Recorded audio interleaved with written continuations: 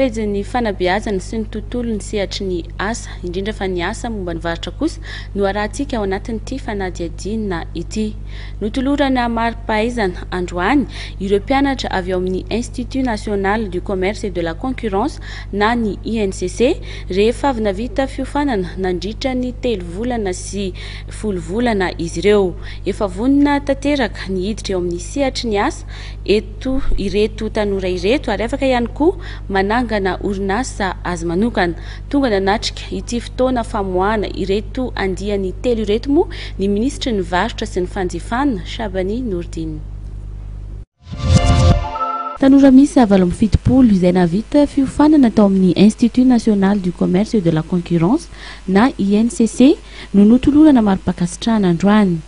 Tao ny andiany mendrika izay misy 12 izay avy navita ny fiofanana tao anatin'ny 10 volana na ny cycle long sy ny andiany fahavalo misalotra ny anarana mahatoky sy ny andiany tanjona izay misy 90 ireto andiany roa faran'ireto moa dia avy navita ny fiofanana nandritra ny 3 volana. Zava-dehibe ny fiofanana momba ny varotra anatiny na ivelany hoy ny ministra ny varotra sy ny fanjifana ahafahana mitondra izany sehatra izany no matianina sy ampiroborobo ny sehatry ny varotra indrindra fa ny varotra ivelany na ny commerce extérieur. Anisany mitondra ain'ny firenena izany hoe commerce zany ka raha ohatra tsika afaka manondrana betsaka dia mitombo ny vola miditra amintsika, mitombo ny devise lasa matanjaka ny firenena anankiray.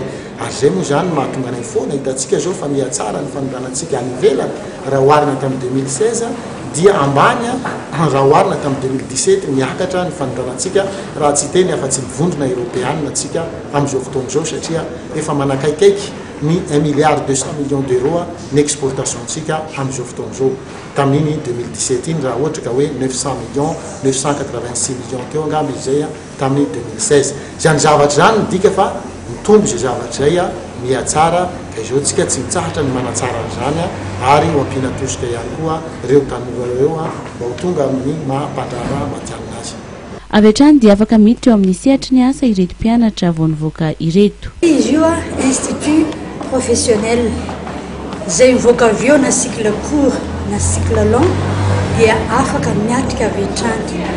Indrindra fa ny cycle long mbola afaka mamorona, afaka mitantana orinasa.